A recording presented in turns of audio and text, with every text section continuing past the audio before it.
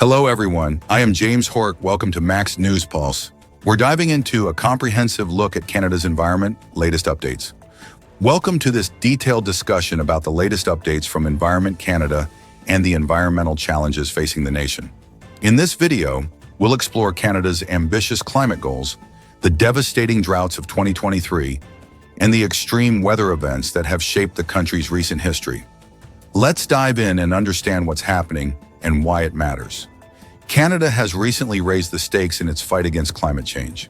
In December 2024, the government announced a bold new target to reduce greenhouse gas emissions by 45 to 50% below 2005 levels by 2035. This is a step up from the previous target of a 40 to 45% reduction by 2030. These goals are part of Canada's commitment to the Paris Agreement, which aims to achieve net zero emissions globally by 2050. Environment Minister Stephen Guilbeault stressed that these measures are essential for securing a sustainable future. But while the government's ambitions are clear, the path forward isn't without challenges. Canada has a history of missing climate targets, but recent data shows progress toward the 2030 goal. Experts believe the 2035 target is achievable, but environmental groups argue that even more aggressive actions are needed to prevent the most severe impacts of climate change. One key law, the Canadian Net Zero Emissions Accountability Act, requires the government to release a detailed plan by the end of 2029. This plan will outline how Canada intends to meet its goals. It's a crucial step, as accountability will play a major role in whether these targets are met or missed. While Canada is making strides toward addressing climate change, the country is also grappling with its immediate impacts. In 2023, Canada experienced one of the most severe droughts in its history. Every province and territory faced drought conditions at some point during the year, a situation that had never happened before.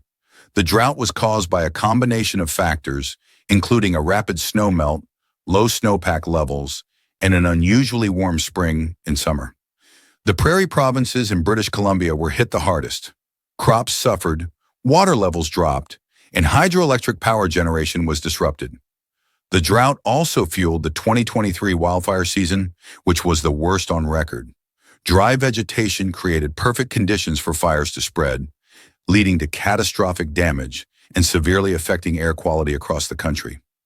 Cities like Toronto, Montreal, and Calgary experienced some of the worst air pollution levels in the world during this time. The effects of the drought weren't limited to the environment. Farmers struggled with reduced crop yields, and communities dependent on water resources faced shortages. Utilities had to activate alternative energy sources earlier than usual because hydroelectric dams couldn't operate at full capacity. In addition to the drought, Canada also faced a series of extreme weather events in 2024. One of the most notable was the polar vortex in January, which brought freezing temperatures to eastern Canada. The cold was so severe that extreme cold warnings were issued across the prairies, Ontario, and Quebec. These warnings underscored how unpredictable and intense Canada's weather has become. The wildfires of 2024 were another major event, driven by the ongoing drought. These fires caused widespread destruction and made the air unbreathable in many regions. The combination of drought and wildfires highlighted how interconnected environmental challenges can compound each other, creating crises that affect millions of people. All of this paints a picture of a country at a crossroads. On one hand, Canada is taking bold steps to address climate change with its new emission reduction targets.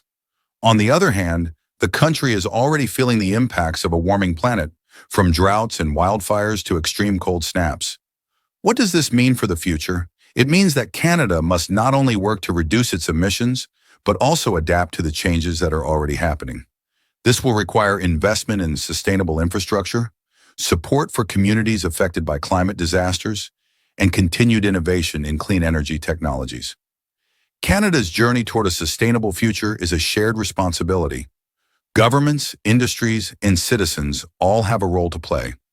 Whether it's through policy changes, technological advancements, or individual actions, everyone can contribute to building a greener and more resilient Canada. As we reflect on these challenges and opportunities, one thing is clear: the time to act is now.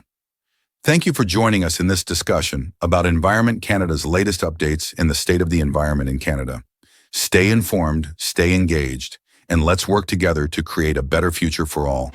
Don't forget to subscribe and like. Max News Pulse got you covered.